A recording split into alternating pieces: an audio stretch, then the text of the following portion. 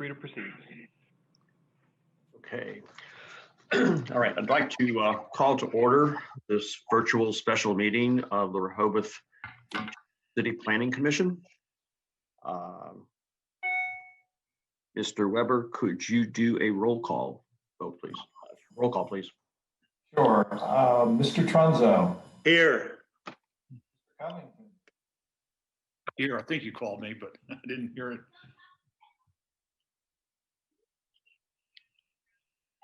Here. Ms. Matcha. Here. Ms. Lucier. Here. Mr. Strange. Present. Mr. Kaufman. Present. Mr. Perry. Present. Myself, present. Okay. We did receive word that Mr. Hunker is probably not going to be able to join us today. Something's come up. So with that, Ann, could you please provide the verification of meeting notice? The agenda for the Planning Commission special meeting was posted in City Hall and on the city portal on August 21st. That's all I have. Thank you, Ann. Ann, was there any correspondence in connection with this meeting? I have not received any. Okay, thank you. The purpose of the special meeting is to continue our discussion and some presentations with respect to the comprehensive development plan. Debbie File has an update to provide us with, and it sets forth our current status and our plans for the near term in developing a draft of the CDP for 2020, and also getting that out for comment, both first internally and then eventually out to the Board of Commissioners and the public. So with that, I will turn this over to Debbie for her presentation. Debbie. Hello, everybody. Hi there. Hi, Can you hear me okay? Yes, you can. Thank you. I'm going to share my screen, which will be this one. I get set up really quick. Can you see? Yes. Yes. Yes. I just want to make, so you can see the big screen now, correct? Yeah. Yes. Yes. Thank you. Thank you, Planning Commissioners, for having me again to do the project update. I wanted to do a quick shout out to Madeline Pushkar. She is listening for her first virtual meeting today in the audience. She works with our team, and we wanted to see an audience reaction to virtual meetings, see how things are perceived, especially for the CDP. So she's been pulling over your data and writing chapters. So special hello to Madeline as she's listening to us today. Welcome, Madeline. Welcome. So your project scope, you've seen this several times. We are almost wrapping up phase 3 this will be our last data collection presentation that we would have until the draft gets released. And then we go into the plan presentation after you feel fully with the plan. So I would like to commend or, really give kudos to the planning commissioners. We asked for the planning commissioners to give homework for the goals for 9 chapters, and there was 100% planning commission participation with really good input. So I got a couple calls, I think, from a couple commissioners, and we talked through some items. There wasn't anybody that got an F, anybody that got a C, everybody got straight A's on that homework. And I appreciate your input and your time that you took to do it. So right now what we're doing is we're taking those because they overlay on top of each other a little bit. So we're taking those and developing them collectively into better defined and inclusive goals.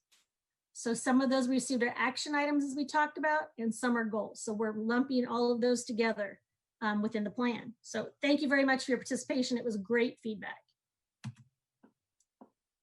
So now this is our final community input as far as prior to the release of the plan. I want to be very clear that there will be other input. There will be red line of the document, plenty of time for everybody to read. This will close our actual data collection position on this. As you're aware, you completed several organizational committee interviews during the data collection phase. And unfortunately, because of COVID, we had to rearrange and cancel our expos, which we had a good representative from the state and the county locations, that we decided that we would do one more invitation to the community organizations. So we have all the organizations that chose to submit their detailed interviews, and we are crafting that into the document. And then what has transpired is your vice chair. Vice mayor. I've been promoted. Promoted. That's what I do for titles instead of Jeff. Sent an interview to everybody, or sent an email to everybody asking if they had any additional information on top of what we already received in the interview. So we're looking for the stuff that we haven't collected yet as kind of a final data collection. He sent that out on August 13th, and we have 2 organizations that actually responded back, and that was the City Environment Committee and Save Our Lakes Alliance 3. So you're going to hear brief presentations after mine about those presentations, and they're also available online for the public, as well as this presentation. So I'll be looking through, today I opened those up, but I looked to see if there's anything different than what we've received. So that's our participation in the rest of the meeting today, would be to listen and then digest any new information we'd receive. So as far as where we're at with the internal document, our target right now, and we ran into a little hiccup with some maps today that we're going to work with Max on. Our draft internal release to the Planning Commission and the staff, we're targeting September 11th. That would give you 2 weeks. We're going to provide a form that would give you 2 weeks for you to review and make comments on the document. And then we would receive those comments by September 25th. And we actually cut our schedule short. That's normally a 2 to 3 week to digest the comments. We're going to cut that to a week, and you'll be getting a spreadsheet back of all of the comments we've received from the Planning Commission and the recommendations that we would have. And then we'd also have a third column that say these may need additional information or further discussion. So based on that, we felt the need to have a tentative, which I'm sure Rick will get into later, but a tentative October 2nd Planning Commission meeting, so we can go collectively over your comments, but mainly focusing on the items that might need more discussion. And then once we get that meeting completed, our job would be to do the updates for the internal draft. And I just want to be very clear, this is a milestone point. This depends on how you feel about the document. If you feel the document needs more work in certain areas, or we need to collect additional data from agencies, this is our milestone to determine that. It would not be for local input at this time or community organizations input, because we have done that several times and they'll come back again in the draft. So once that's complete and the Planning Commission feels comfortable with the document and we're ready to release it, what would happen is we would have a meeting with the Planning Commission, the city commissioners, and the community virtually, sounds like, where we would go over the project overview, the highlights. We'd create the portal for all the information. We'd also campaign with Chris and the PIO staff to make sure that we get as much input as possible. And then we would do the same written comment process. Once again, last month I alluded that because of COVID, we can't have in-person meetings. Doesn't sound like we're going to have them in October, November either. So we have a written comment process that we're working with other municipalities. It seems to be working pretty well. And then we would also identify the clear schedule for the public. And we would also be sending the draft document to Lewis and Lopen Acres and Dewey Beach and the county as well. Sending to those agencies and asking them to provide written comments as well. Our tentative schedule for this is the mid to end of October. So as you see, that last presentation slide I gave you had a milestone. We couldn't envision the specific date on this yet. We'll know more on the milestone, but we have it tentatively scheduled for the mid to the end of October. Now, the remaining tasks that we'll have after that period will be our public comment period, intergovernmental coordination. Then we send it to the state once we go through all the documents, and the state will have their final review from the state agencies. And they will say, Has the public been involved? If so, how much? Has the county reviewed it? Has the neighboring municipalities reviewed it? Has the public had opportunity in the beginning, in the middle, and the end of this document? And then based on our comments, we can determine if we're ready for a public hearing or if we need to update the draft before we send it to the state. And after the public hearing would be the adoption of the document. I just wanted to provide a brief overview. You've seen about half of those slides the last meeting, but I wanted to let you kind of schedule a little bit when your anticipated reading exercise comes into play. One other thing I just want to give you a highlight on is everybody knows the length of the survey because they either printed it out or saw it. I'm going to do a link that is too large of a document to put within the plan. I am pulling out the highlights and the recommendations throughout the plan, calling it public participation, where we got it from a community organization or whether we got it from a survey. That will be at the end of each chapter. And just Jeff and Rick, so you know that exercise worked really well this week. So at the end of significant chapters such as housing, such as environment, we've pulled the interviews we got from the environmental committee, from SOLA, from all the organizations and the surveys into the bottom of each one of these chapters. It's flowing better, and the next step I have is your goals. And we'll keep writing and working on your mapping. Are there any questions or concerns? Comments? Anyone have any questions for Debbie? No questions for me. Sounds good. Okay.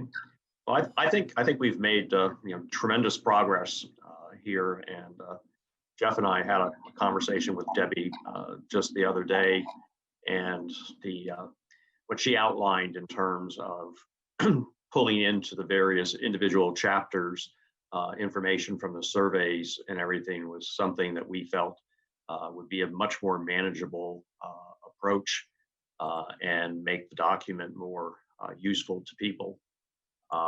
Because she was up to something like 225 plus pages just for the appendix alone. And so the document was growing very large.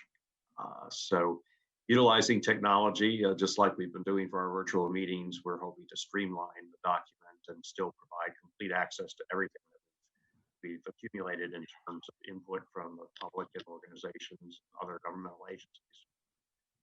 I'm going to turn it over to Jeff now, since he's been spearheading the organization interview process in particular. And he's been in communication with both the Environment Committee and with SOLA. And so, Jeff, why don't you take this portion over? Great. Thanks, Rick. And thanks, Debbie, for your presentation. Thank you. So today we get to listen and receive information from a couple of the organizations that completed the interview. And the purpose of this is just to enable the folks to really present the highlights of what their programs look like and what their goals are. And just to form a better relationship like we were going to do at the expo. So I'd like to do it in this order today. I'd like to have Sally Foreman from SOLA 3 present first. Then I'd like to have Heather Metz from the Environment Committee. She has a specific topic she's going to talk to us about. And then Charlie Garlow, the chair of the Environment Committee, is going to take the third spot and talk about several topics that are of importance to the committee overall. So Max, if Sally is ready, and we could turn it over to her.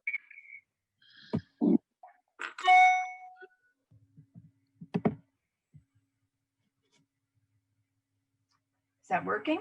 Hi, Sally. We can see you and hear you. Good. Good. I'm not a high-techy person, but I'm glad they made it simple, just like Zoom, which I'm more familiar with. Yes, my name is Sally. I am a founder and president of Save Our Lakes Alliance, more commonly known as SOLA 3. And just a little background on that and the lakes. We were established in 2004. It's a 501c3 nonprofit organization incorporated in Delaware.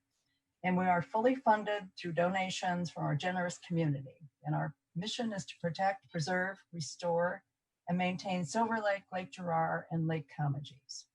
And the way we do that, we work to improve the natural environment of these lakes by promoting good practices, policies, and initiatives, supporting programs and projects that improve water quality and protect wildlife, and sponsoring educational programs on good stewardship practices.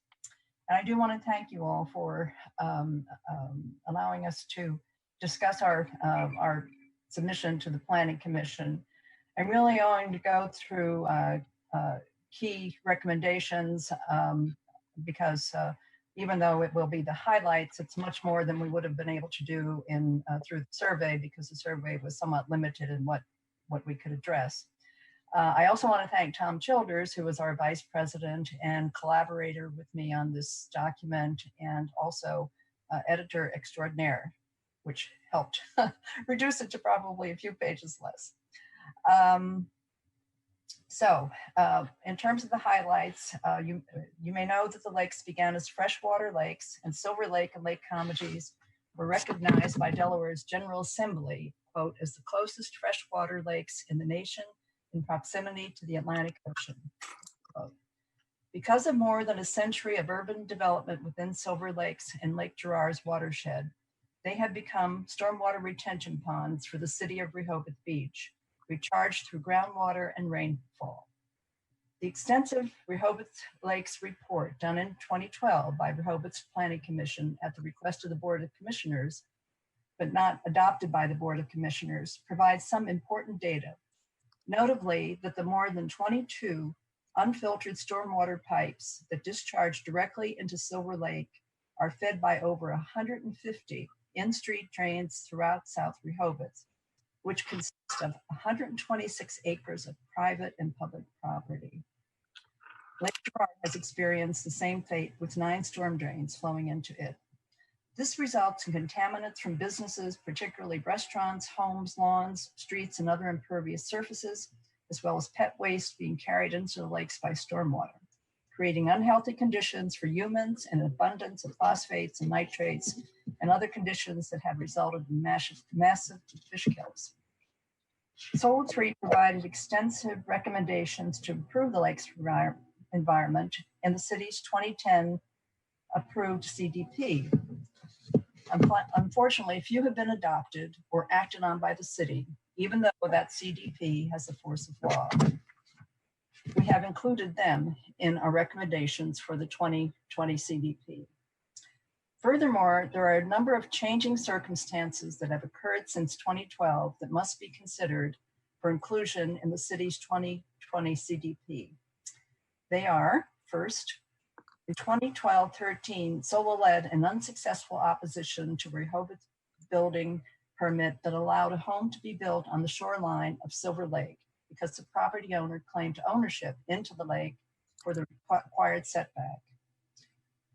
At that time, we decided that we needed to resolve the long-standing question of who owns Silver Lake and Lake Comegys, because the answer would be critical to our ability to accomplish our mission. Our extensive research found that the state has always owned these lakes. We presented that research to then Attorney General Beau Biden in 2013. A few months later, the state issued a decision that it agreed and that DNREC would be the regulatory agency for the state. Since then, we have been working with DNREC, Rehoboth Beach, Dewey Beach, and Sussex County, a comprehensive management plan for the lakes. While this is welcome news, DNREC's efforts to improve the lakes cannot be successful unless the city of Rehoboth takes seriously its responsibility to address the land-based pollution caused by Rehoboth using Silver Lake and Lake Girard as storm retention ponds. The second challenge for Rehoboth is the development within the city of big parcels of land that are over 5,000 square feet. Before issuing permits for such new developments, Rehoboth must assure that adequate protections are required for the natural environment, adjoining properties, and the health of residents. This is an immediate concern, requiring amendments to the building code and cannot wait years to be enacted, as the Planning Commission is currently in the process of reviewing applications for such large developments. Thirdly, A circumstance that was not considered in the 2010 CDP is climate change, also known as global warming, because at that time it was just beginning to surface as a threat to our natural environment, food production, clean water, and human safety and security. Rising seas, part of climate change, can disrupt coastal communities and their economic activity, which brings us to the question, is Rehoboth prepared for the impact it will have on its citizens, public and private properties, businesses, and environmental assets? We hope our recommendations to the 2020 CDP will help you address this with effective solutions. You have also asked if we review our accomplishments since the 2010 CDP, and I'm not going to take the time to delineate all of them, but I will provide some highlights. And of course, all the details are in the completed statement, which is attached to this agenda, your agenda. Of course, resolving the ownership of Silver Lake and Lake Comegys was at the top of our list of accomplishments because the state will now provide the necessary regulations and improvements for these lakes once a lakes management plan is developed, and we will continue to be part of it.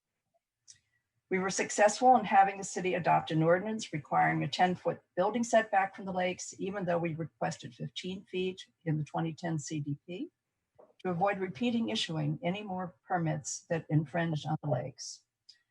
After much delay, we worked with DNREC to have the west end of Silver Lake dredged, funded solely by the state money, since by then it was confirmed to be a state natural resource, sparing the city $100,000 it had committed to that project.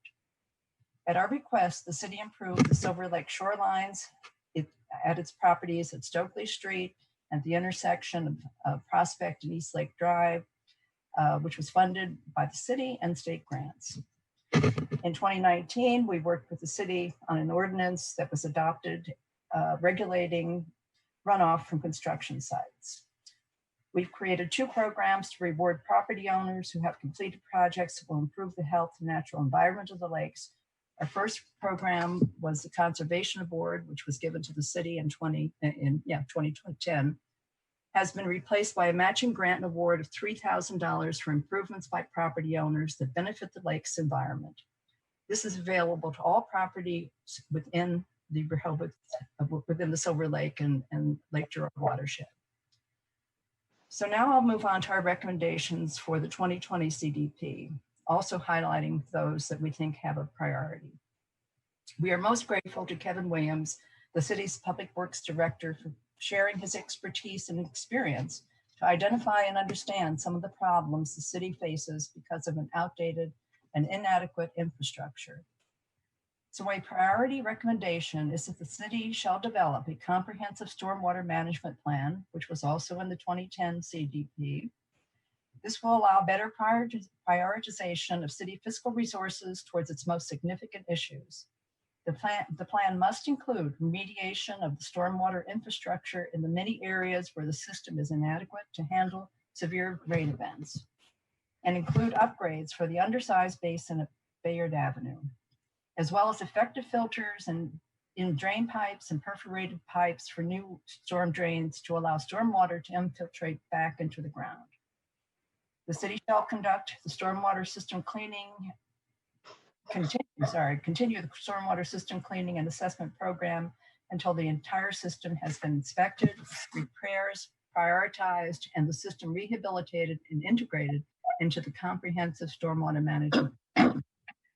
The city should consider creating a stormwater utility and 1, a dedicated funding stream, and 2, a dedicated staff to oversee stormwater issues.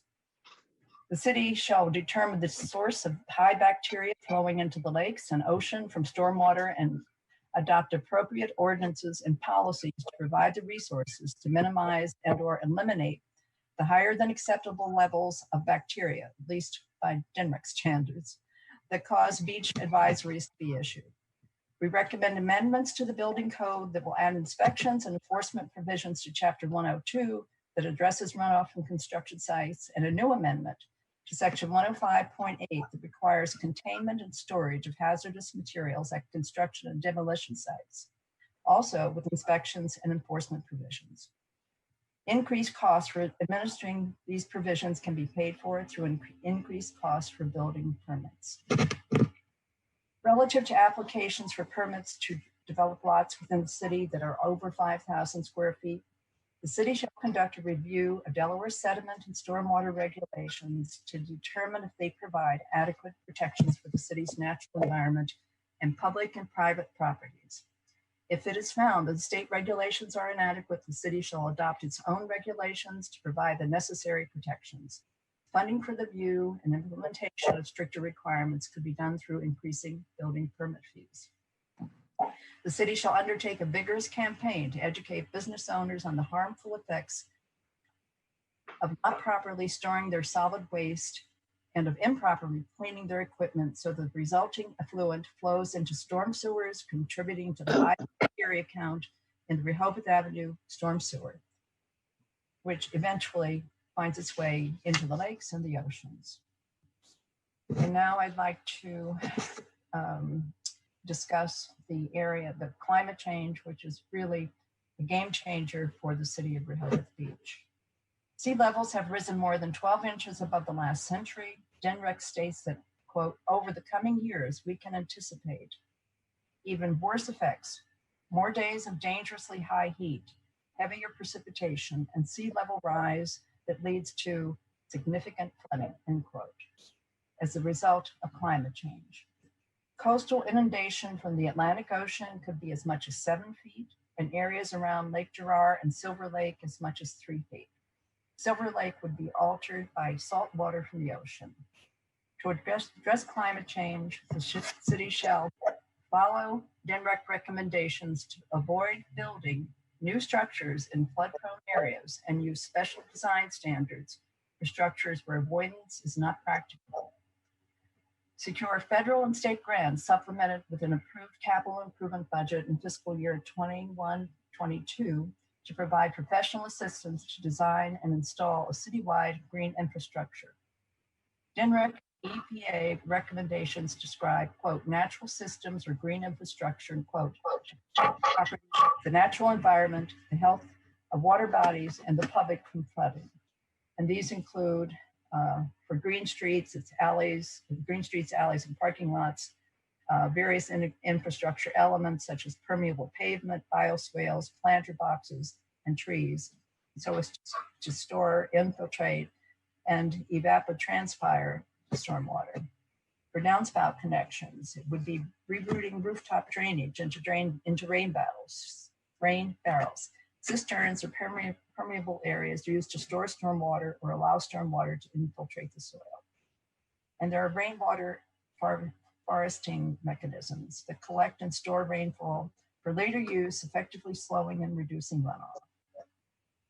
We also recommend strengthening the regulations regarding the planting and replacement of trees removed during development. Partnering with Solar 3, provide a citizens education campaign for residents, visitors, and businesses on how their activities impact the water quality and aesthetics of our lakes and the environment. And this is actually from the 2015 CDP and is also recommended in the GHG report of May 2016. Assess a stormwater or environmental impact fee for property owners to fund stormwater and infrastructure improvements, as other municipalities have done, such as Lewis and Newark. Provide an incentive to property owners, such as tax credit, to install green remedies, many of which I've already mentioned, as well as natural riparian buffers along the lake shoreline. These priorities are also eligible for Solar 3's Lakes Improvement Matching Grant. In conclusion, Solar 3 understands that much has changed because of the effects of COVID-19 has had on individuals, communities, and the nation at large. Undoubtedly, the effect on the city of Rehoboth and its citizens several years, impacting its economy and the speed in which the 2020 CDP recommendations can be accomplished. We offer our assistance in any way that will help to advance Rehoboth's 2020 CDP, understanding that implementing and funding all of its provisions may take time.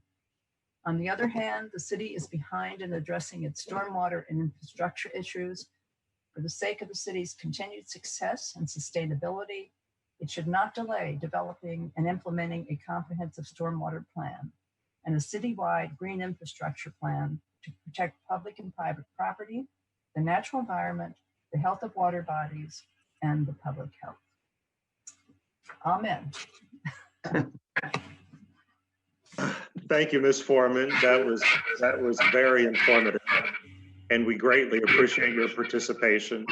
We know that SOLA 3 has been a reliable partner to the city, and we appreciate your the comprehensive nature of your comments and the scientific basis for them. I'll make an observation that in the surveys we did when we started the process, environmental issues were very strongly mentioned, and many of the initiatives and others were rated and mentioned very highly as important.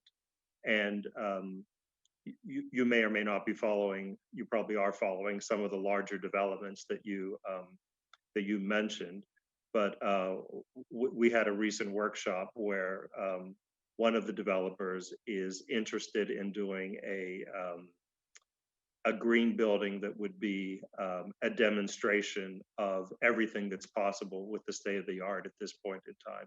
So we find it encouraging that there seems to be a consensus around environmental issues, and contribution will certainly help move that along.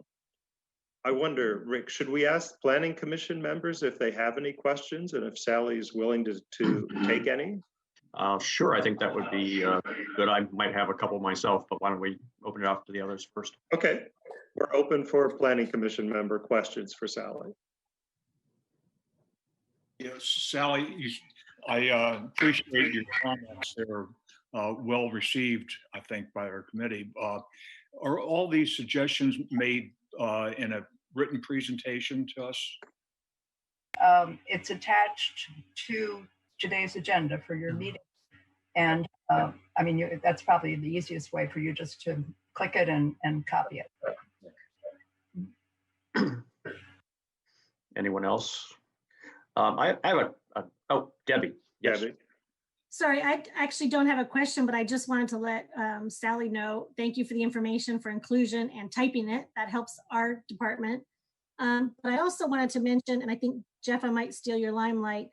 I'm hoping that SOLA will take a active approach. I'm not sure, I'm sure you're aware that Delaware is doing the first climate action plan. They held several workshops in the early spring of last year, and they have 3 coming up from September 15th to October 1st for the climate action plan. So I think that would be great for SOLA, especially as a nonprofit organization that works on its own, but in partnership. And then the other one is their workshop, which I was going to share with the environmental committee is, and I think SOLA might want to get involved in this, is the state's plastic bag ban. They're actually holding a workshop on September 9th about the new regulations and having discussion from DENREC on that as well. So I just wanted to kind of share that information that we accumulate as we write the document. Okay, so I didn't write down all the dates. Is this available on your site, or? No, it's on DENREC, but I can send those to Jeff or Rick and they can forward them. So it's DENREC Division of Climate, Coastal and Energy. And they have them all listed, and you can sign up for everybody has to do virtual. So you can sign up for those, but I think they're very much worth it. They broke it down by greenhouse gas, sea level rise, flooding. And the other one is September 9th. That's DENREC Division of Waste and Hazardous Substance. So I think those are 2 that kind of go into, we are putting into the comprehensive plan, the information from how we're in really good contact with both of those agencies of how we can put this in the plan to be able to support their initiatives as well. Yeah, that would be very good for us. Thank you. Yeah. Thank you for adding that. I would encourage everybody to try and sign up for those, if you have the time. I think this is such an important issue for the city to always, be front and center in our considerations. Sally, the stormwater issue, was one that's very troubling. And I thank you for your recommendations on that, and hope that you'll continue to work with Kevin Williams and the city to improve, the filtration in particular of the, stormwater flowing into Girard and Silver Lake. My other question, that was more comment. My other question is, do you have any thoughts about the riparian buffers and their effectiveness, and whether or not they, in some cases, may be overly aggressive and contributing to some of the pollution, not perhaps so much at Silver Lake, but Lake Girard? Well, it depends on where you're trying to address issues on shorelines. And some conditions, for instance, at Silver Lake, there's a certain area, there's actually a tidal area. Riparian buffers don't work there well, and it's not the first choice by DNREC, but the second choice in those circumstances is really riprap. But for the most part, where you don't have that condition, riparian buffers are wonderful because they're a filtering device, they're a habitat for wildlife, and they're usually very attractive. When we gave our conservation award to not only the city, but several property owners, if you just look at the way they look today, they look like wonderful gardens. What's happened at Lake Girard, I mean, that is an appropriate area for riparian buffer, natural riparian buffer, and that's what was installed after we met with the city and DNREC way back in 2004 to try to bring improvements to the lake. But what has happened is it has grown too wild and too deep, and I think that's a maintenance issue that the city hasn't addressed, and we brought that up a number of times with city management. And it is, I have no idea, because I know property owners have been affected by it as well. So my suggestion is anyone who lives in close proximity to Lake Girard and who has issues with this, they again ask the city to address it.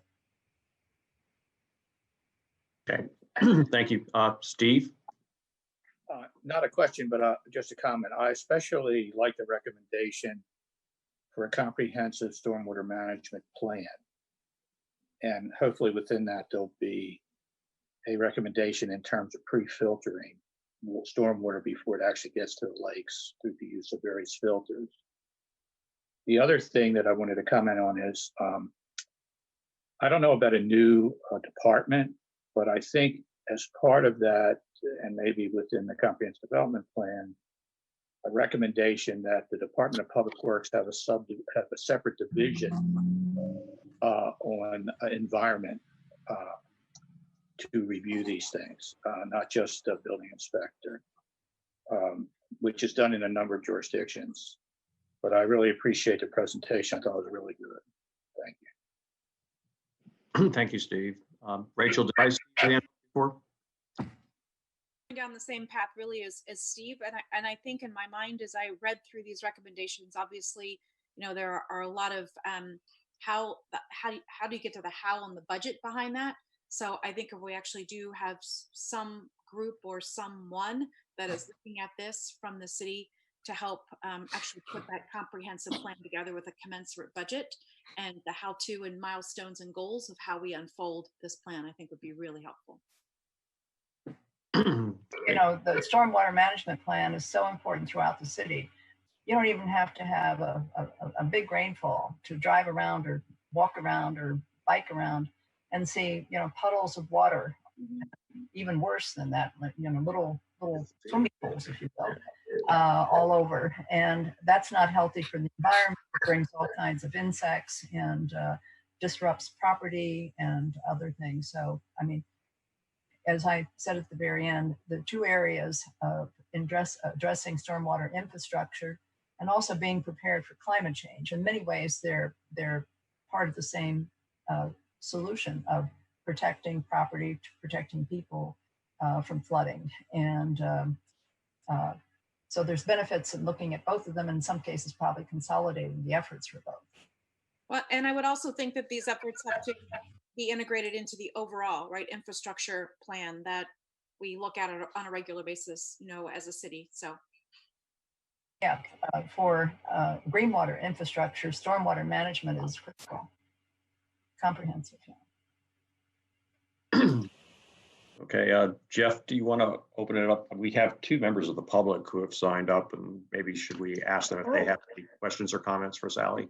Yeah, why don't we? Thank you. I forgot about that part. So we have Tom Evans and Sturgis Dodge. Do either of you want to say anything about SOLA and? Are you coming back to the public? Can you hear me? Oh, yes, Yeah. we can hear you. Go ahead. Sturgis would like to. Yes, I just want to, I'm kind of saying this to Ms. Foreman and also to the Planning Commission.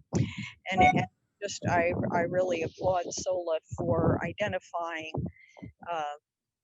development beyond 5,000 square feet as presenting a particular challenge when it comes to, I think, protecting our drainage system from runoff. I would add to that or expand that I think lots or development less than 5,000 square feet or 5,000 square feet, you know, are small lots in an aggregate form contribute as much of a problem for stormwater as do possibly larger developments. I believe, you know, currently there are issues with maintaining conditions on individual lots to contain stormwater on each individual lot. And that is something our code says you must do. But I believe that the practical experience is that we do not maintain enough green space on each lot or green infrastructure, if you will, to actually contain the water on each lot.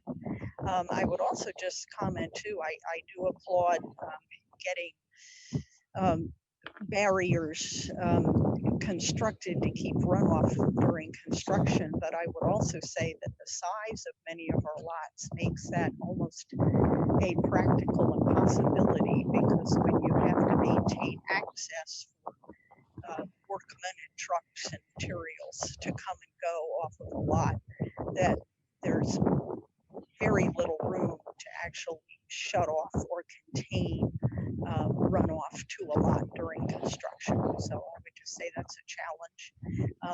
And definitely the environment and climate change is something we need to look at. And I hope that the plan and code changes that follow reflect that attention. Thank you. I do have one comment if I could. Go ahead, Tom. Just one observation, and I've taken this up with building and licensing whenever I notice it, and I don't know if it can be addressed in the CDP specifically, but when we talk about runoff, there's also a trend, it's been a trend for a long time, that most people who empty pool water, which is chlorinated, and may have other things in it, but chlorinated certainly, either put it directly into the gutter off the property by pumping it out, or they try to follow the rule, which if you ask Dom, is it has to flow over grass for, I think it's 3 feet. And so they run it over their lawn and it ends up in the gutter and ends up in Silver Lake or whatever lake is closest by. And that actually, Dom would say, is legal. He has told me, at least, if they move the hose where it is going over whatever the distance is supposed to be, that is legal. But they do it with impunity and just put it straight in the gutter on most cases, and it just runs down the street. And we call it in, and they come and they try to stop them. But that's a common practice in this city. That's all. Thank you, Tom.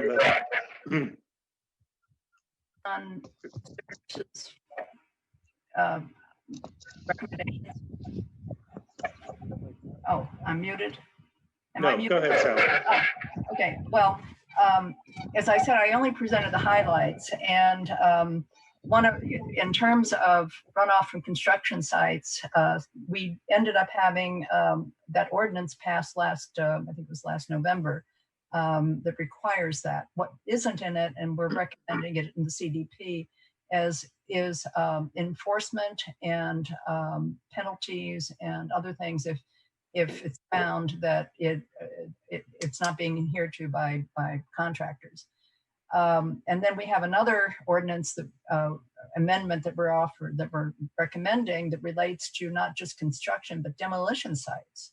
And demolition sites carry a lot of hazardous materials, so they have to find a way under our recommendation to contain it on the property and not have it in any way go into the ground or the water or whatever. And then what was the other? We also have a recommendation that rainwater and any water from watering systems on individual properties have to stay on those properties. So we've included that as another ordinance. Wonderful. So we've heard from everybody. Again, Sally, thank you so much for your participation. We greatly appreciate it. And I'd like to move on to the next speaker, who is Heather Metz from the Environmental Committee. Heather is going to talk to us about infrastructure evaluation that she's done and inform us about that situation. Okay, Heather, we see you. Hi, everyone. Hi, and we hear you. Thank you. Am I able to share my screen with you guys so I can show you my little presentation? Sure. Yes, it should work. There we go. Show. Maybe it's not going to let me. Max may help us if it doesn't There you work. go. Can you see it now? No, not yet. No. Are you hitting the share button, the green share button on the bottom of the screen? Yeah, I sure did. And opened that and shared that and clicked on that. It should be working, but that's okay. I can go ahead and just brief you. My little presentation included photos that you guys can walk around the city and see for yourself. So if you get a chance to look at the photos that are in the presentation, that would be great. Anyway, my name is Heather Metz, and I'm a member of the city's new Environment Committee. And I'm also a resident, and I'm also a civil engineer. I recently read the city's CDP, and I noticed there wasn't really a lot on overhead utilities. And since I've been working with the Environment Committee, I've been particularly working on the big demand for wireless communications facilities in our city. And I wish you could see the photo now because it's a picture of a telephone pole with probably a dozen wires coming at it from every direction. And one of the issues we're dealing with is that these wireless communications facilities are going to be placed on some of our overhead electric telephone poles. So sorry about that. So Max, or I could share our screen if you'd like. Oh yeah, if you can, that would be great if you can see the photos. Max, do you want me to do it or you? Is this the presentation that's the couple pages that are in the agenda? Yeah. Yes. It is. Yeah, it's got the color photos that we got. All right, I think it'd be I'll share helpful. If you have the magic. That would be good if you could do it. Picture sells 1,000 words. First picture is great. Yeah, anyway, I'll keep kind of trying to describe it to you. There we go. Can you guys see that photo of the pole there? Yep. So that's just a pole that's now carrying electric, cable, internet to your home, and regular old telephone lines. That doesn't even include any additional demands that the wireless communications companies are making on our infrastructure. So again, this came to my attention when I read the CDP, and I have been working with the city and the Environment Committee on these permits that have been filed by wireless communications companies. There are estimates that there may be as many as 40 to 60 small cell and larger antennas being requested in our city over the next, well, they've already begun, and over the next few years. And so far, what seen, if you go to the end, I don't have a photo of this one, but if you go to the end of Stockley Street, you'll see something that looks very similar to this oh, this is it actually on the second page. That photograph right there is a photo of a new telephone pole wooden pole that was put in.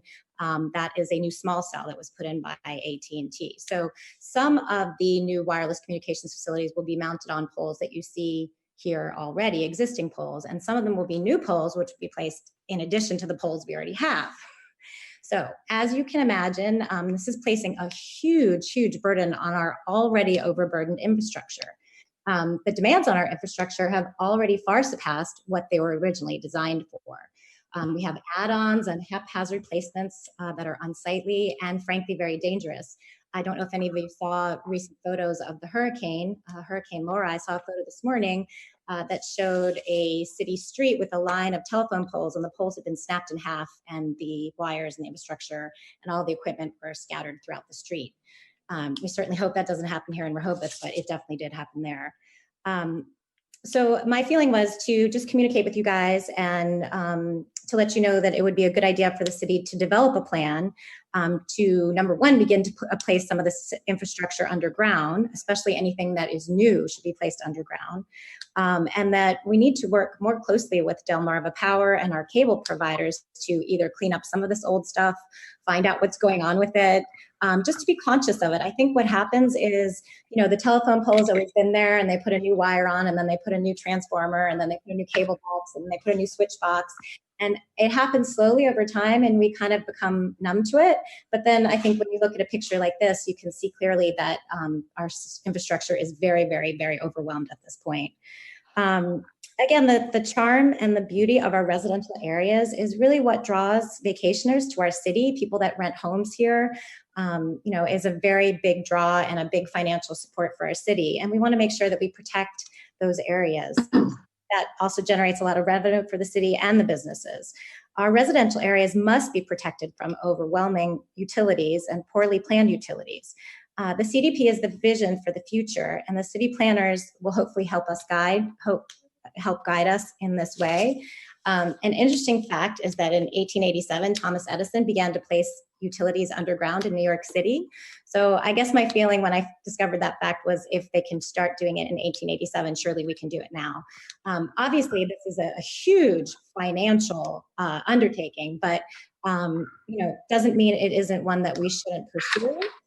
There are all kinds of partnerships that we can make with different environmental groups, with the state, with the county, with Delmarva Power, with environmental groups that are promoting clean energy.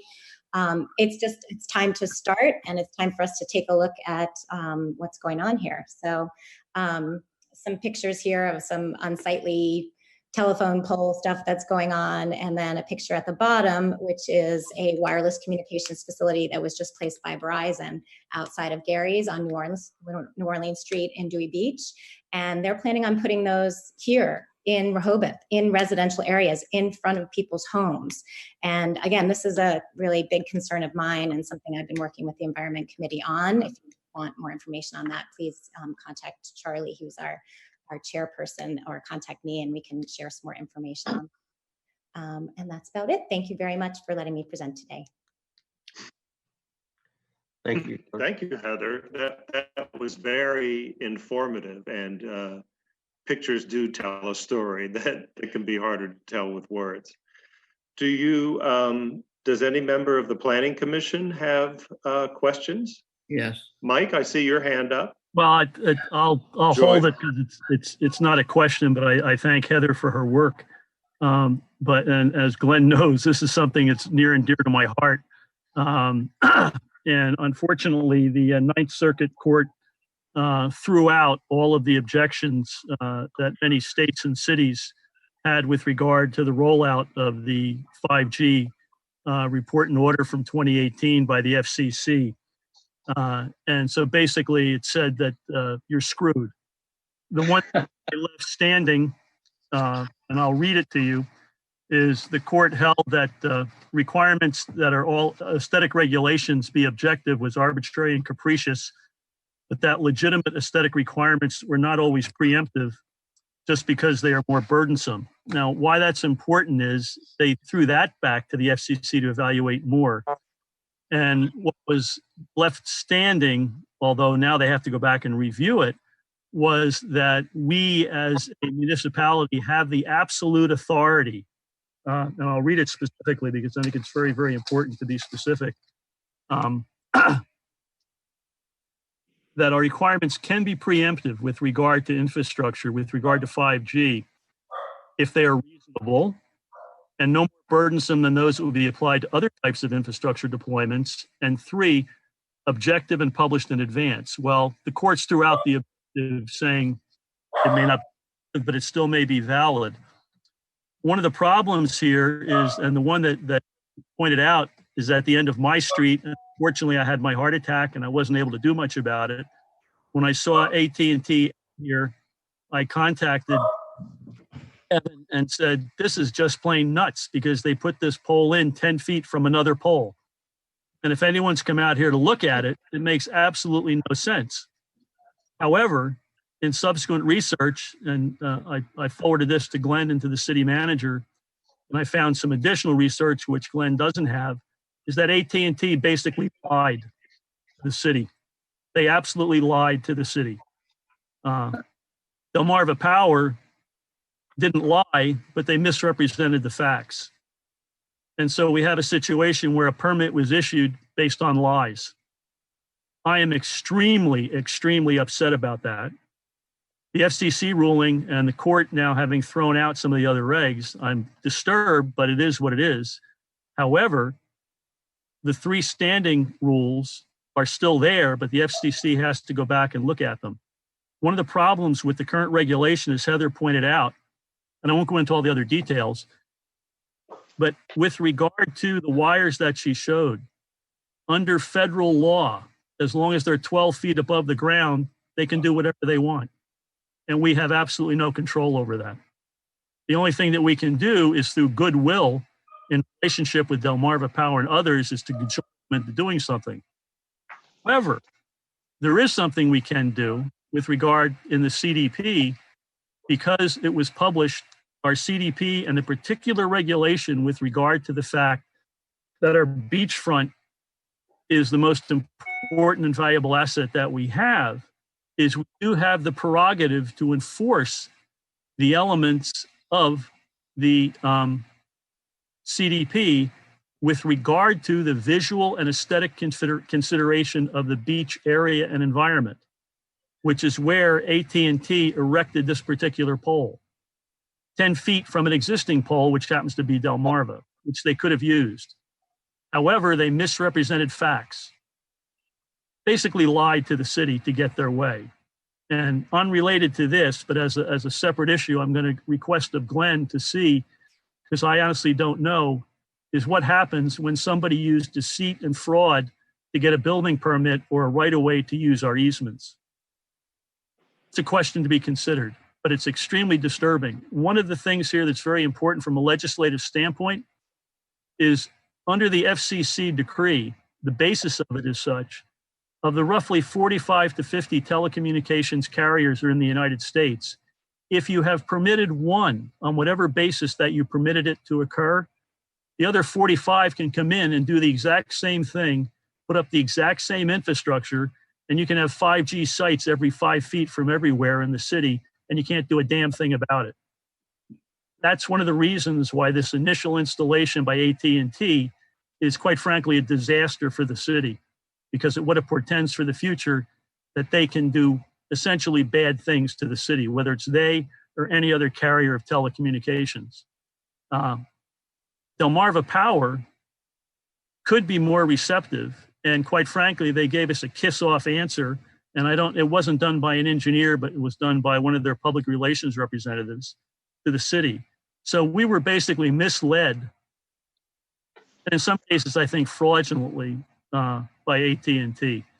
Beyond that, I'll stop, but I would point out that these observations that I've just made with regard to that, and I did put this in notes that Glenn has some of this, and the city manager and Kevin, is the fact that I am an FCC licensed commercial engineer, and I've had it for some 40-some years.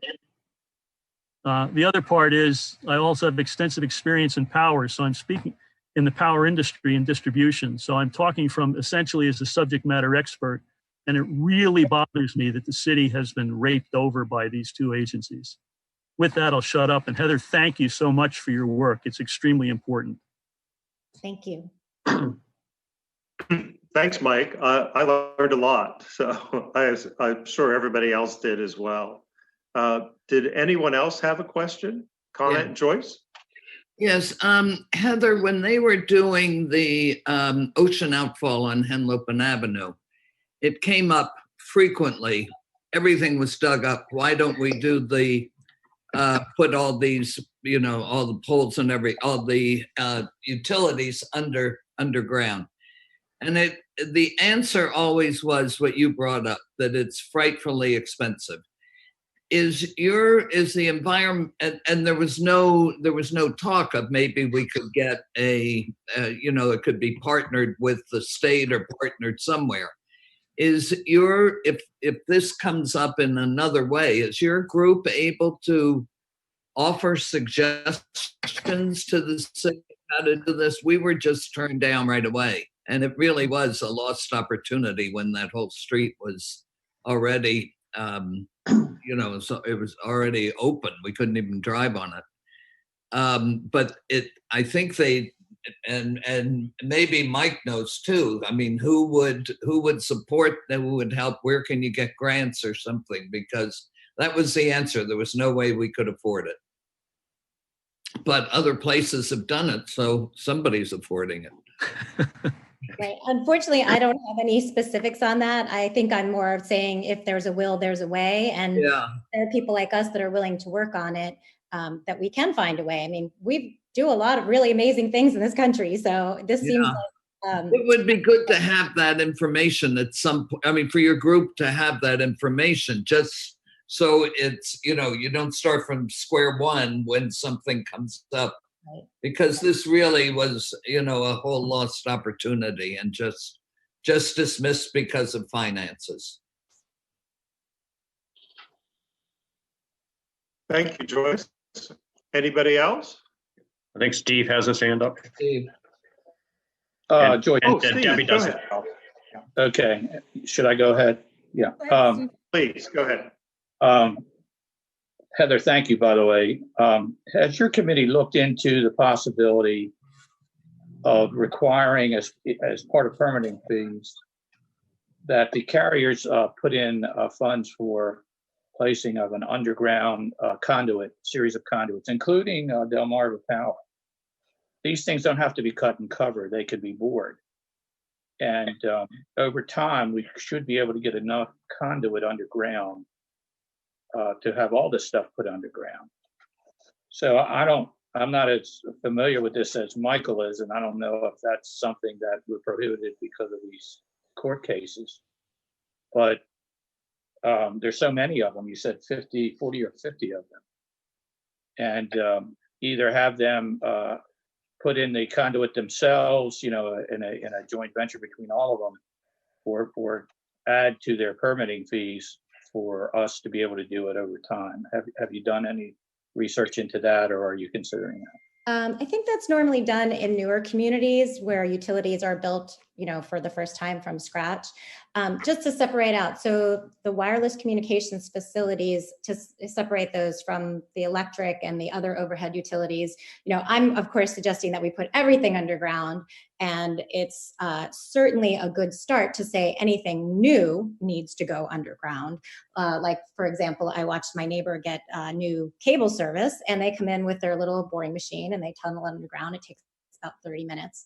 Obviously, bigger utilities are much more complex than that. But there are some communities who are putting some of the wireless communications facilities equipment parts underground. For example, if you look at the pole that's on New Orleans Street, so the very tippy top of that pole is actually the 4G transmitter, which I also feel like I have to point out, those are the 4G transmitters are normally the ones that go on the giant cell phone towers that you see when you're driving down the highway, they're not normally that close to people, which was one of my really big concerns. But the two that are on the sides there's actually a third one. Those are the 5G transmitters, and those obviously need to be overground. But all the other equipment that you see on the pole, all of that can be placed underground, and those wires can actually be placed inside the pole. So they're much less noticeable. They give a much cleaner appeal. Unfortunately, our zoning rules did not specify that any carriers have to place that infrastructure underground. There are other communities like Montgomery County where they're more proactive in asking the providers to place that stuff underground. We do actually have, there's one wireless communications facility, it's right in front of Sammy's Market, where they did place some of the equipment underground because it's very tight there on that corner, and the ADA restrictions for the sidewalk are very limiting. So they did have to place the stuff underground, but there isn't anything in our zoning that requires that. So that was something that we would certainly maybe want to think about adding to our zoning ordinance. For these carriers to place as much stuff underground as they can. But the cables from one to the other, unfortunately, Verizon just ran their cable all the way from Fenwick all the way to Lewis, and it's hanging on poles everywhere. If you drive down Route 1, you can see it. You can see their wires coming down, and they have those boxes that you see on the second page with the little red tape on the top of the box at the bottom of the pole. You'll see those everywhere. So unfortunately, that was already done, and that's already overhead. That's not in our community, but those are the lines feeding our community. So, you know, it's very possible to place all this stuff underground. It's just that it's not required. So it's just, you know, when I bring it to you as part of the CDP, it's just a request to say, can we write this into our zoning, and let's take it forward from here and start to put stuff underground. Heather, can I ask you?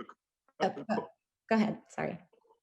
Can I ask you a question about what about areas of the city where utilities are already underground? I'm on the edge of Country Club Estates, and the utilities are underground in Country Club Estates. Right. Yep. And in our commercial area in particular, Rehoboth Avenue, but we're zeroing in on an eventual redevelopment of Baltimore and Wilmington, where the Sammy's Market that you mentioned. Mm-hmm. So I think those are opportunities where we need to be clear about what we're maybe not going to ask for, but maybe demand of utilities. Absolutely. I really recommend that you do, because if you don't do it, then it's not going to happen. And, you know, I don't mean to be cynical, but here's the bottom line. That pole that you see in front of in Dewey Beach on New Orleans Street, that's the cheapest possible thing they can give you. And unless you demand that they give you something better, that's what you're going to get. I mean, they're putting up these wireless transmission or these wireless facilities to sell data and make money. And, you know, what comes out of that is the cost of construction, and they're going to do it as cheaply as possible. And, you know, Delmarva is a little bit of a different story. But, you know, the city needs to be proactive in just trying to generally go in this direction. But yeah, that's a really good opportunity to do some good there. Great. Debbie, did you have a question? Yes, I actually had a couple comments just to clarify where we're at with the plan, if you want, with the Planning Commission. Thank you, Heather. It was great to have another engineering perspective because I think we're right on the target with our recommendations. As you know, when you do a streetscape project or complete streets project, it's 2 to 3 times for utilities to go underground. And when you go underground, you deal with water, wastewater, stormwater pipes, old phone lines that have never been brought up again, potentially 3 to 4 carriers, depending on what your franchise agreement was for cable, which is different than wireless, and your electric.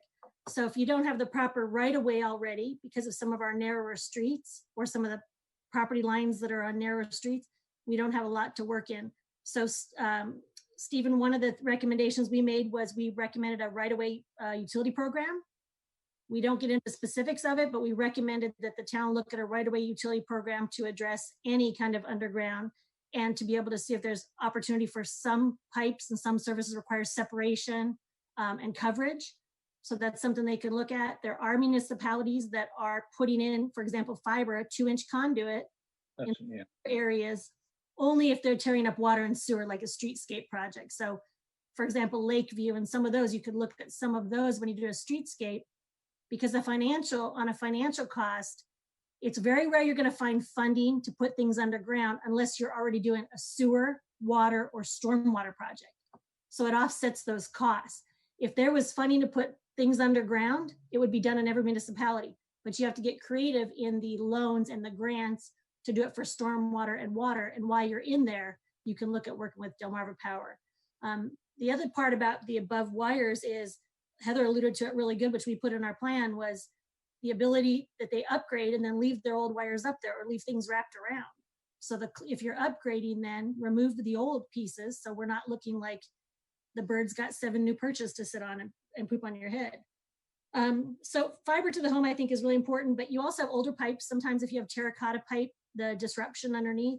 So we do have that in the plan.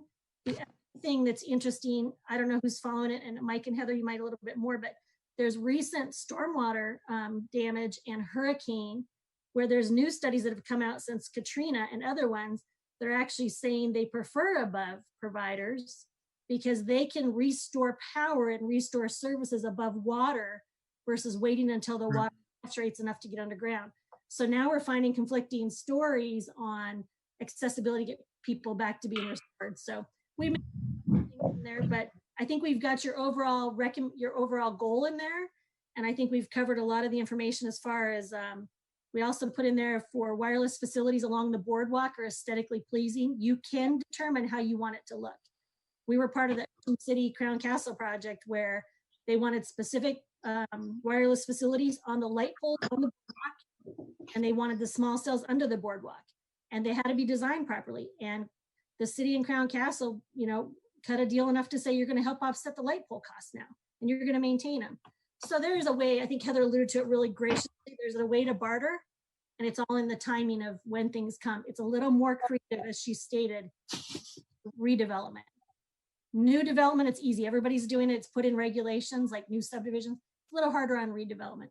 But we did hit all of her recommendations in based on Mike's goals as well, Mike Strange from what he provided, and our experience of making it very general. As far as specifics with specific companies, we don't address that unprofessionally in a comprehensive plan or say who's good or who's bad. We actually say that that's part of the zoning regulation and laws, which, as Mike alluded to, they change every single court. Regulations are changing all the time, because that's where the money's coming from the federal government right now. So I think I feel comfortable that we've addressed a lot of these, and I appreciate the input from the Environment Committee. Wonderful. Thanks, Debbie. Just give you an update, Mike has his hand. Yeah. Mike has his hand up again. Yeah, Jeff, just if I may, the comments that Heather and Debbie made in Title 26, Chapter 29 of the Delaware Code, developments above 5 homes all have to be underground. And it was either in 77 or 70 that was implemented. Unfortunately, is the absurdity of the situation. Under the new FCC 2018 report, even if you have underground utilities in your area, in your town, in your development, they can still put up a 5G structure, pole, a 40-foot pole with an antenna on it. That's an absurdity. Now, unfortunately, that is, in fact, what the courts have ruled. They're now being challenged again. Whether they challenge the Ninth Circuit Court decision, I have no idea. But that's the reality that we have to deal with. The poll that Heather alluded to, that the other poll that was in Dewey, that's in DelDOT's right of way. Verizon has stated, and I think they're wrong, and I think because DelDOT really doesn't understand, the right-of-way department doesn't understand the 5G regs either, is they said a public hearing was not needed. I don't think that, in fact, is a correct determination.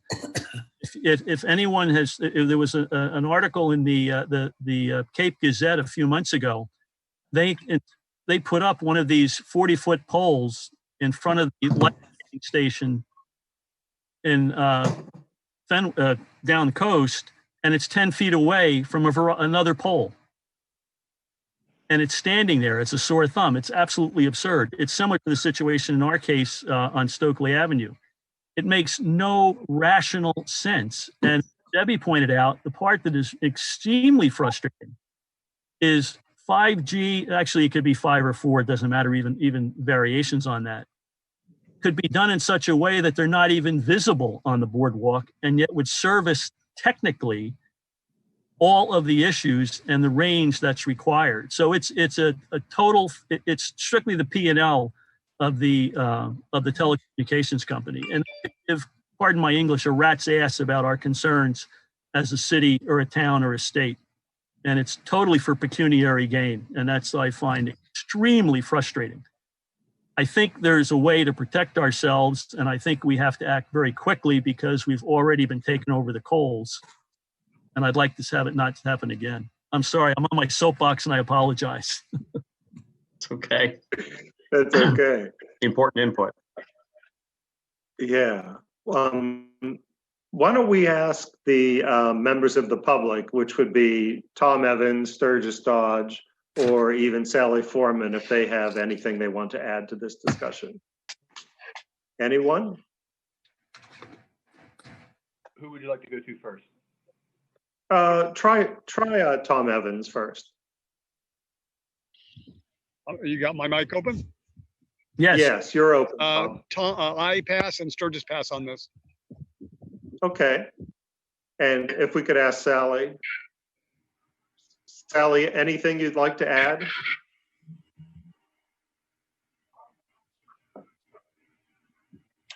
It sounds like not. We can close her mic.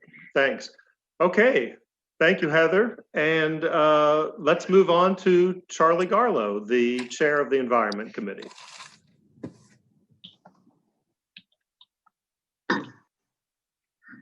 Hi, this is Charlie Okay. Garlow. Can you hear me? Charlie Garlow, 82 Sussex Street here in Rehoboth Beach. I'm chair of the newly formed Environment Committee. I can't say that we've been around as long as SOLA 3, so many years that she's been doing this. And we have only started, our first meeting was in November of last year. And with COVID-19 shutting down many of our meetings, we haven't really had as much time to make more progress than we have. However, I wanted to say that as to 5G, I'm very proud of Heather Metz for having done excellent research and brought this issue to the attention of our Environment Committee. We voted unanimously in favor of the proposals which we took before the mayor and commissioners.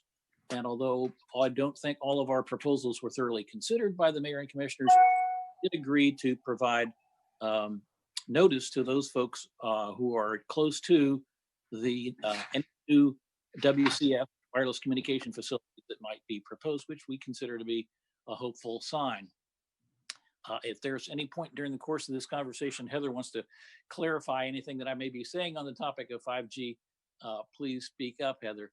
One of the things that I was thinking that was trying to summarize, or the 5G issue for us in the planning, in the Environment Committee, was to suggest that we're in favor of planning, not banning. That is to say, with good planning, we can avoid a lot of the hassles that you just heard about. So we're hoping that this issue will stay alive. It's not the considerable passion, it sounds like, amongst some of the members of our city. I suggest that Mike, even with his colorful language, may be thinking about what to do with the initials WCF. That's wireless communications facilities, not to be confused with another three-letter acronym. Of the public. Well, anyway, not going there. I really think that we've probably spent enough time on 5G for today, although I know that Heather has regaled us with many more details. It's a much more complex issue to analyze than what you've heard here today. So you may hear more from us in the future on 5G. As to other issues that the environment has been concerned about, I thought I would address those briefly as well. I don't want to keep you all here too long in the afternoon. They are single-use plastics, the climate action plan, and gardens and wildlife projects. Single-use plastics. We were mostly concerned about the state law on single-use plastics that look like this. The throwaway, flyaway plastic bags that are very thin.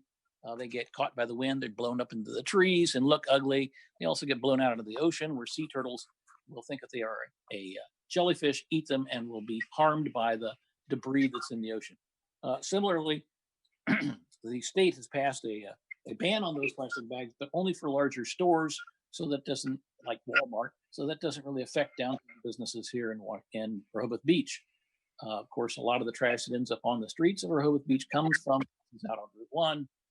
So we wanted to have a plastic bag ban here in the city of Rehoboth, but our City Attorney Glenn had a chance to talk to us and explain that the language was in the state law banning plastic bags in larger stores prohibits small cities from passing our own ban. So instead, we're proposing, or we hope to be proposing to the mayor and commissioners, the concept that there should be a 10-cent fee on all plastic bags like this and paper. About the damages to the environment caused by making paper, and therefore paper bags have their own problem. They don't necessarily fly around in the air like plastic highway bags do, nor are they readily consumed by sea turtles. But in an event, thought to be fair that we would encourage people not to use those, but rather to use reusable paper made of cloth. Use it all the time in the farmers market or most any place else. Similarly, with single-use plastics, we have plastic straws like this. Maybe you all have seen the pictures of a sea turtle, once again, to the a plastic straw stuck closed, and it was very painful to watch the marine biologist pull that straw out of his body. We are proposing plastic straws, knowing full well that there are good paper straws that are now being used by this here in Rehoboth Beach, Rise Up, Bob's Coffee Mill, Starbucks, other places can easily use paper instead of plastic straws, and they will more readily fall in end up there rather than disposed of. So we're going to be proposing to the extent of other plastic products that are single-use throwaway like this. I hear birds and other critters can necks in it. I just bought a 4-pack of beer from Dogfish Head that has the things that gather the 4 cans together, not being made of plastic, rather be made of cardboard. So there are alternatives to the use of plastic. We've received testimony at our environment committee here. Dee Durham, who is the president of Plastic Free Delaware. She is also a county commissioner with the Newcastle County. We've received testimony from people. We're hopeful that we eliminating use of plastics. And here's one thing I just saw today, which is this little guy here contains some sauce in it. It's got 6 on the bottom. 6 is one of the only plastics which is recyclable. I'm wondering, why do we even let people sell stuff like that is not going to be recyclable amongst the other sorts of plastics? So we also and styrofoam cups. We see a lot of those around frequently. People drink and they throw them in the street. They get run over. They're smacked. The little tiny pieces of readily and easily go into the air and end up in the ocean environment, hurting creatures as they consume that. The volume of the world is much worse than it is here in Rehoboth Beach, where many of our citizens are good citizens and properly dispose of whatever products, plastic or otherwise. But we need to set a good example in that way, and hopefully others will follow us. Let me move along quickly here to the climate action plan. Let me say amen to everything that Sally had to say about climate. And to Beverly, Debbie, we know about the state's efforts to put together a climate action plan. We think it's important for us as a city to have all of our own climate action plan, just in case the state's plan is watered down and milquetoast. I trust that that is not the case, but I think it's important for us as a city to do our part with our own climate action plan, which would involve reducing and eventually eliminating by 2050, we hope, the use of fuels and other pollutants which add to or cause global warming or climate change. That would involve cutting back on the use of fossil fuels to heat buildings in the winter and the use of electricity for cars instead of the regular air pollution that comes out of gasoline cars. We should have more electric cars. We should have the city take the first step and be a good example to the rest of the city by changing out our gasoline cars for electric cars. We should also try to arrange to have the power purchased by our city come from clean renewable energy such as solar energy or wind power. We would hope that we would urge the state to take more efforts to build more offshore wind power, which is getting cheaper and cheaper, even cheaper than regular dirty power. The city of Ocean City, Maryland, contracted to have to buy a portion of a larger solar farm. They're saving $125,000 a year by buying solar power. So I'd like to see our good city be able to get in on good stuff like that. All these are the sorts of features that we would like to see included in our city climate action plan. More to come on that. And lastly, the Gardens and Trees and Wildlife Committee, which will, or subcommittee, whatever we want to call it, to talk about the bees and butterflies, which are experiencing precipitous declines. We would like to see the city set a good example and only plant gardens and trees that are bee and butterfly and other pollinator friendly, and to encourage our citizens to do the same, to reduce, if not eliminate, the sorts of pesticides that are sprayed, which also hurt and kill the bees and the butterflies. So we would like to see more trees planted that are friendly to those pollinators.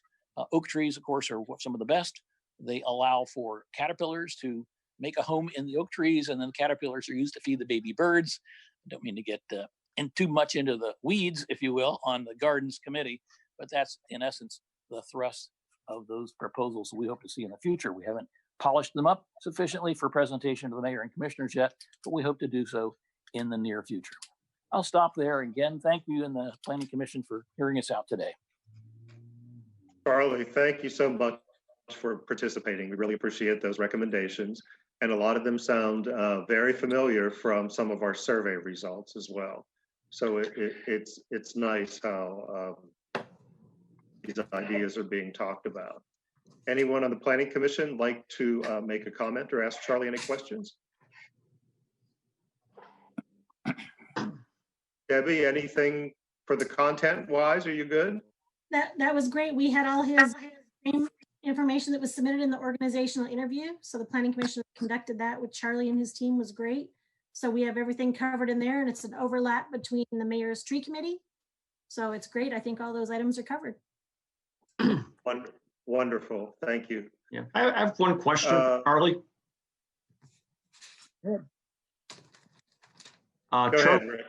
Charlie, is the Environment Committee addressing the question of green roofs, and particularly perhaps in the commercial district, if we were to go to a mixed-use overlay, for example, on Wilmington, Baltimore,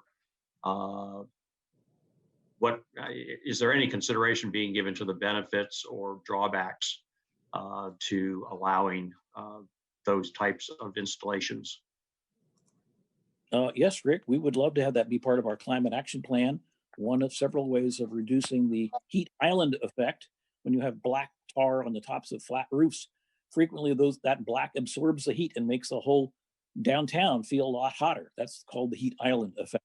Whereas it'll be often cooler if you're out hanging out under a tree someplace. So yes, green roofs are great.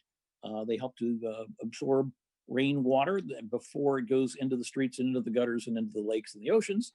So it slows down the pace of runoff water from those buildings. At the same time, we'd like to see solar panels on the roofs of all those buildings with green roof underneath of where the solar panels are. Frequently, as you know, solar panels are aimed at the south so that they are at an angle, not just necessarily flat on the roof.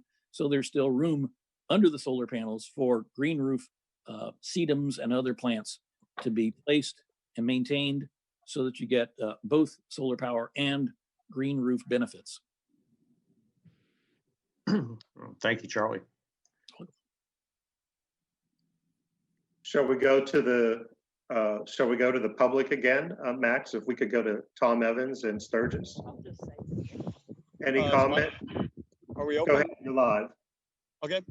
Yeah, I just want to say thanks to Charlie and Heather and the Environmental Committee, and they're saying a lot of things that make a lot of sense to me, and anything that gets more trees in town, anything that gets more plants that are native and that support wildlife, birds, animals, and bugs, are also going to reduce stormwater runoff and reduce heat and going to mitigate climate change problems. And I'm in favor of that. So thanks to all of you.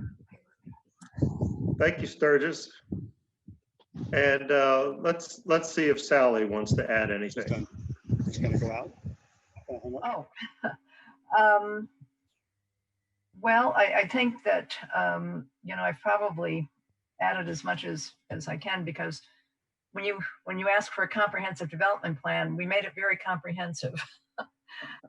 I think I really think that all the participation to make this a good plan into the future by Charlie and his committee and the citizens and other comments that you'll be getting is important for you to do your work. So I wish you good luck with that, and we're always around to fill in the blanks along the way if you need that.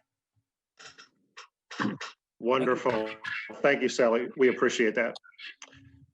So, Rick, where should we go from here? Okay. Well, I also want to add my thanks to Sally, Heather, and Charlie for taking the time to spend with us this afternoon and provide us with that valuable input. Please keep up your good work because we need you. I guess at this point we should go back to the CDP and what Debbie talked about earlier, and where we are from the standpoint of developing our first draft for us to review and comment on. And one of the things in her phase 3 presentation was with respect to providing, presenting the comment recommendations to the Planning Commission on October 2nd. And I have tentatively penciled in with Ann I think I have, if not, we need to do that, a special meeting of the Planning Commission on October 2nd that we can dedicate to presenting the comments from the city staff and from the commissioners, the planning commissioners, and putting us in a position where we then can release it to the Board of Commissioners and the public for public comment. So is there, are there any conflicts that any of the Planning Commission members have with an October 2nd special meeting?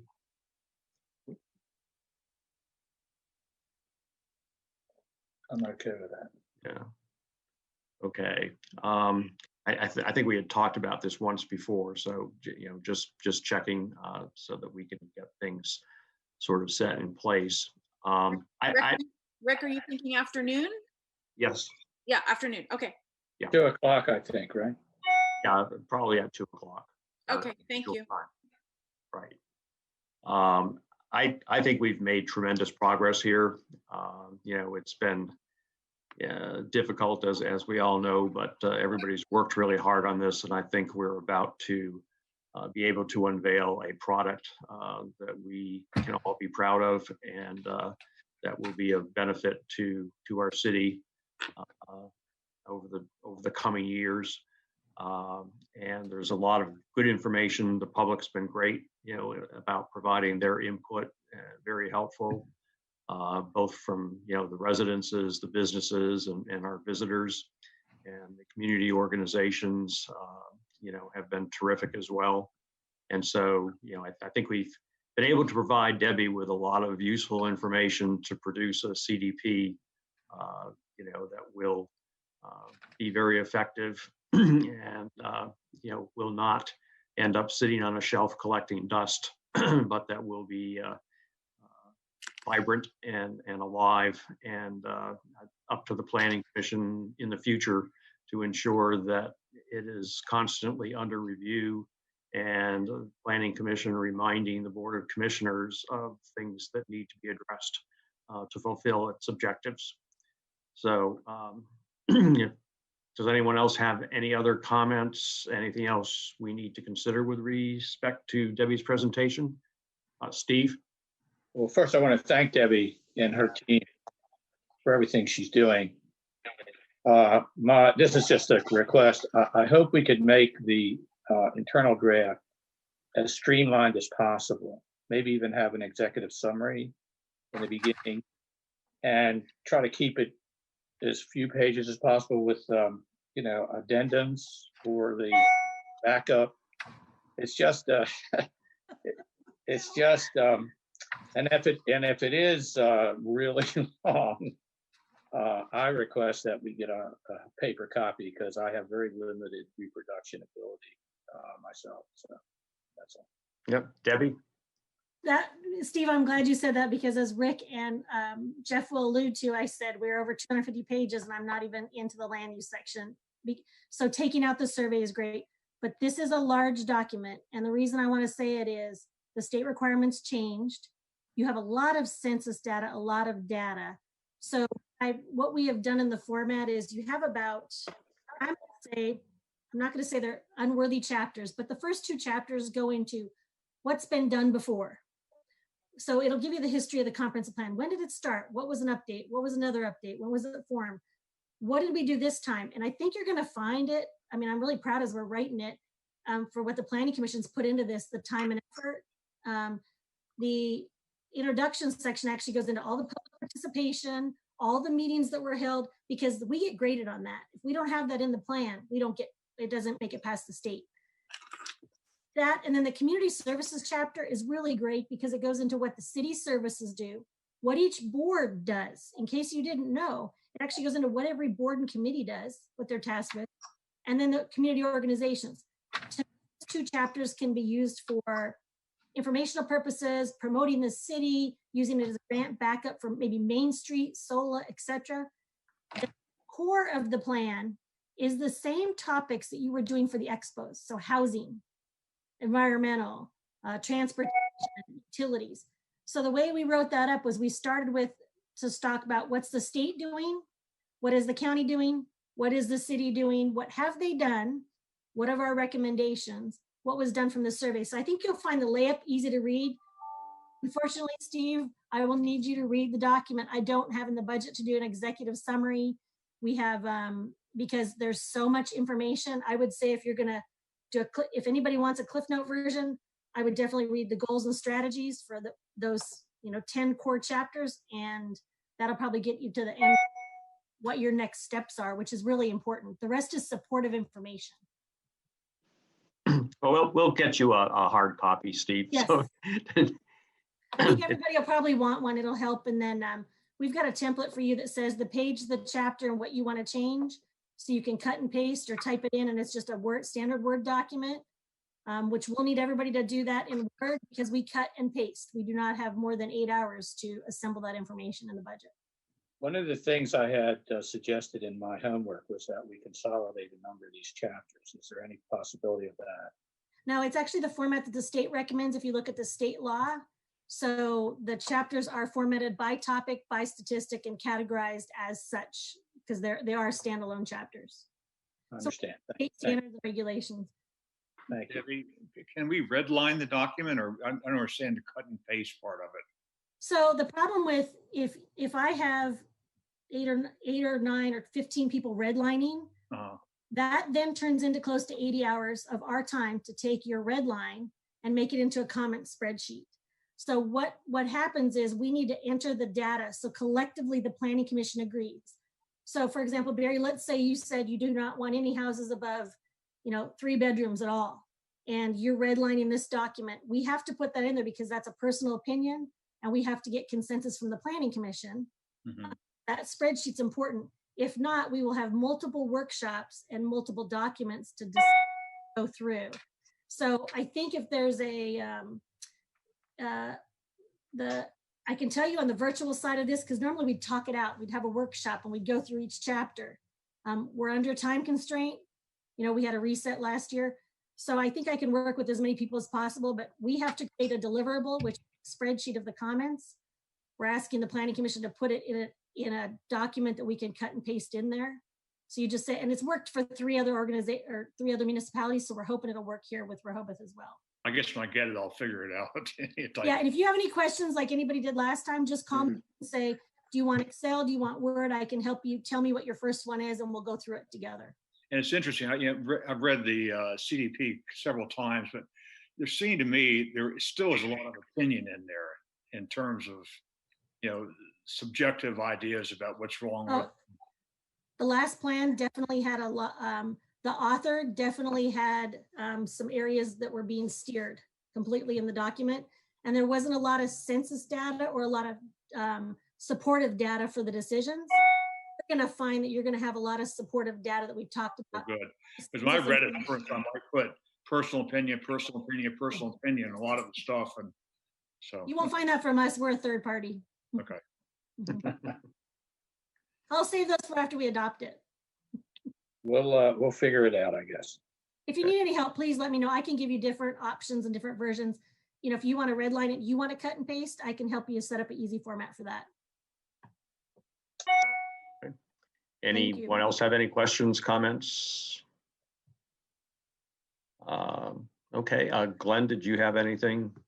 I don't, thanks. Okay, thanks for attending, appreciate it. Rick? Yes. I had a question unrelated, and I don't know if it's appropriate to discuss it. It's regarding clear space. It's, you know, it's not on the agenda, but it's basically a procedural question.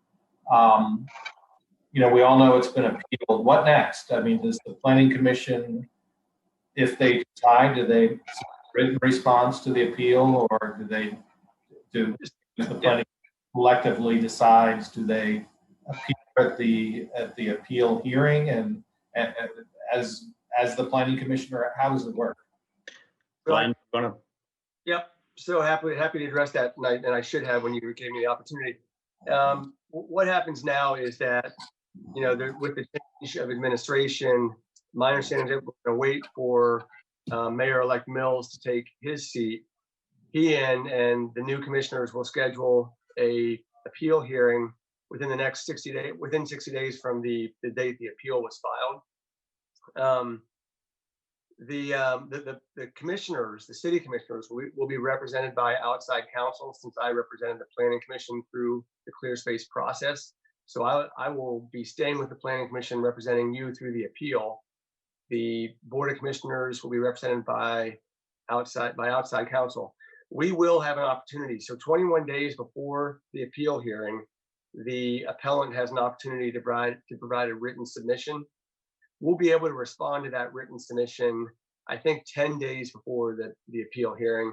And they may have one more opportunity to submit one small submission before the actual hearing. But I would guess that we are, you know, likely 6 weeks out before the commissioners will likely schedule a appeal hearing. So we've got some time. I'll be working on that written submission. I'll certainly have the officers will have an opportunity to view it. If they want to share it with the entire Planning Commission before it gets filed, we'll have time to do that. But right now we're kind of in a holding pattern until the new administration is seated on the September 18 to determine when the actual appeal hearing will take place. Glenn, will that written submission be the resolution with the findings that each of us gave when we made our vote? I'm sorry, will it? In other words, there's a written normally there's a resolution with the approval and also the findings, and you know, that were made by each of the Planning Commission members. Is that what you're talking about when you're talking about a written submission? Yeah, it'll probably be a little bit more than that. It'll put a finer point on each of your votes and exactly, you know, what was relevant in the Planning Commission's determination. This is a on the record appeal, so this won't be de novo. They won't be hearing it like a new hearing. Right. I understand. Right. So I'll be looking at the record just to make sure that they're, you know, the test, as you know, is substantial evidence and free of legal error. So I'll be making the argument that the substantial evidence was in front of the Planning Commission when they made the decision that was made, and there wasn't any legal fatality to the decision you made. Well, just to put a fine point on it, each of us made a finding. We made findings of fact. In other words, we said why we were supporting it or not.